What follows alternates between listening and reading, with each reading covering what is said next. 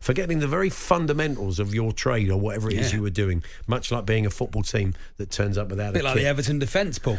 Oh, no need for that. That's just we were going to speak to Sam. I did feel for the fellas when I saw that stuff at the station. Anyway, because it was, I saw them in the flesh and they were putting a shift in. They're just not quite up to it at the moment. They've got injuries, of course, Everton, some pretty key ones as well. But I think it goes a bit deeper than that because they're back in the same position they've been last season as well, losing the first 2 games. I saw it described in the Times today as a doom loop, which is probably a pretty decent description. Anyway, I'm sure that's cheered up our next guest, who has to be funny for a living. Comedian and Evertonian Sam Avery. He finds a way, though, doesn't he? Good afternoon, Sam. Hello, Sam. Oh, God. What year is it, boys? I said to you when you stayed up 2 years ago, Sam, I'm glad you stayed up. I hope they don't do this to you again. And you said to me, I think you'll find they will, though. And they did last season. Yeah. And let's hope not, but it looks like it could be shaping up for another tough one.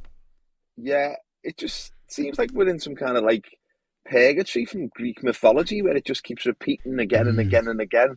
It's like what you said, though. It's not really the players. The players are working hard. They're just not good players. There's no pace in the team. That's a big problem. No. I mean, like, Ashley Young, sort of the poster boy for the lack of pace in our team. When he got sent off the other week against Brighton, the coverage I was watching, they said, Ashley Young's been sent for an early bath. And I thought, well, at his age, I hope it's a walk-in bath. Because he's getting on, isn't he? And that's not having a pop at Ashley Young, because he's done all right for the player that he is and the age that he is. I'm not having a putting a finger at him in particular, but I think there's just it's funny because we signed a few players before the season. I think we've brought in 4 new players, but Sean Dyche he seemed like reticent to play them. He reminds me of, do you remember that TV show Style Challenge that used to be on in the 90s? And they used to they get someone who was down on the luck, really unfashionable. Sounds a bit like Everton, doesn't it? And they get them, and they were always wearing terrible clothes, and they get some fashion guru, and they give them all these brand new, like, you put them in a nice shirt and a nice pair of pants that really accentuate, the shape of the body, and then they turn the mirror around, they see themselves, and they go, oh yeah, that's me now. And then they go back to them 6 months later, and every single time they just go back to wearing their old jogging bottoms and Crocs, and it's kind of what Sean Dyche is doing with this Everton team. He's got all these new players. He introduced a couple of them on Saturday, and we're starting to see them come into the team a bit. But it just seems like the squad that we've got clearly wasn't working, and it's a little bit worrying if the director of football is buying players yet again that the manager doesn't particularly. Yeah, he's not picking them, isn't he? Is he, Sam? Is that because they're young, they're not ready? What do you think that is? I mean, whatever the reason is, it's different if they're injured, but that's not the case. I know that the young lad O'Brien that we bought, the centre half, he said, he's not got any Premier League experience, so he's not ready yet. Well, where's he going to get that Premier League experience unless he's playing on the pitch? And why have we bought him when there's obviously big holes in the team in other areas? I mean, look, it's so Billy Sharp said he wants to kind of make it difficult for you tonight, and he can be a handful for any team, but you need a good morale boosting victory for the fans, who I'm sure after what happened at the station, because most Evertonians don't want anything to do with that, and I imagine those that do go tonight will make a lot of noise, and good result tonight, get a few goals, it might just kickstart your season. Yeah, I don't think we need any help from Billy Sharp making it difficult for us. I think we've got that covered, haven't we, to be honest? You're difficult for yourself, that's true, yeah. I mean, those scenes at the Euston Station were horrible to watch, and I think it's important to kind of remind everyone that it was a very, it was probably like 5 or 6 fellas screaming at the players, which, is not something you want to see. But generally, the fans have been really, really behind the team, and generally, when the whistle goes unified, Goodison's had some great atmospheres the last couple of years. Some of the noises that we've made, especially with some of these like escapes and big victories towards the end of the seasons, have been massive. But it's been really, again, a little bit worrying to see the manager kind of dig the fans out a little bit. And, he was having a go at people for leaving early in the opening game against Brighton, but we were 3-0 down and there was 2 minutes to go. And people are going to leave early when you're 3-0 down and you're not going to get back into it. So I don't think it's really important. I think everyone at the club, including the fans, kind of find some unity, because, we're only 3 points off the top 4. Paul was saying earlier on, though, as well, that, if he did get rid of Sean Dyche, the sort of person you'd look for is a Sean Dyche type. That's exactly what Danny Kelly said. The first thing you do is you say, we need that sort of manager.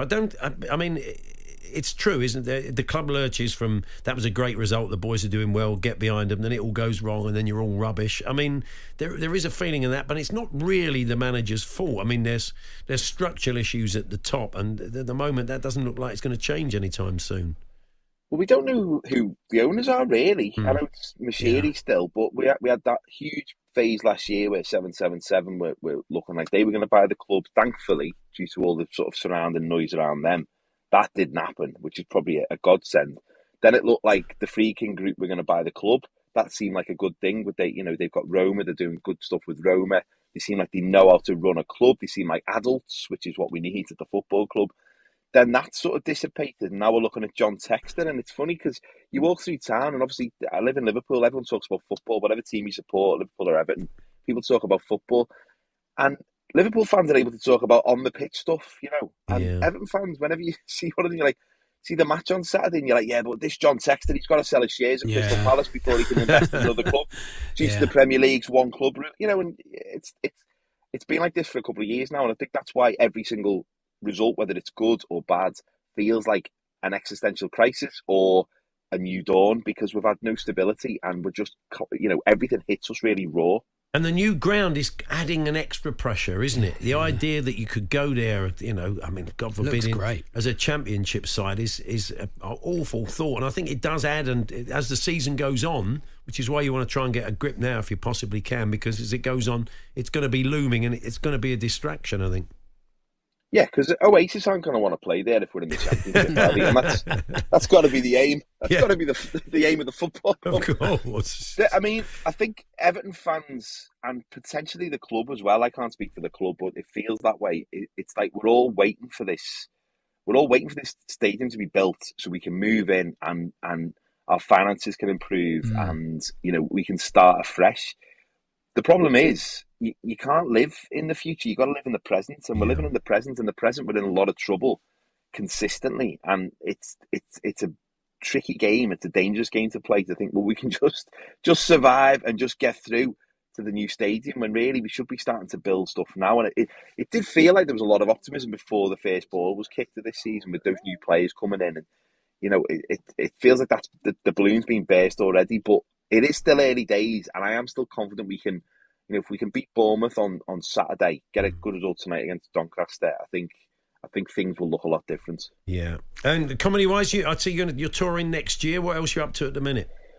Yeah, I'm touring next year, so I'm just trying to write my show at the moment. I haven't even got a name for it, so I'm just trying to... Do you want us to put it on the text for you, Sam? Or? If you could send me a printout of all the text responses, that'd be great, including the abusive ones. No, you don't get any. Actually.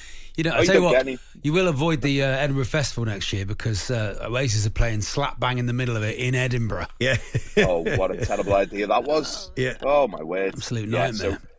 So I'm just trying to get me show together. But I'm doing loads of gigs at the moment, little gigs, and just seeing what's funny. Yeah. Well, best of luck, and let's hope you can get a result tonight. So good to talk to you. Thanks very much, Sam. Cheers, Sam. Thanks, fellas. Sam Avery there, comedian, Evertonian. Not easy times for Everton at the moment. I think Beto might be back tonight. It might make a bit of a difference. I mean, certainly against League One opposition, you would think. So that's live on talkSPORT tonight, and there's no, we all know why we've chosen that game. Yeah, that's the trouble, isn't it? Everton Doncaster Rovers tonight on and over on talkSPORT 2.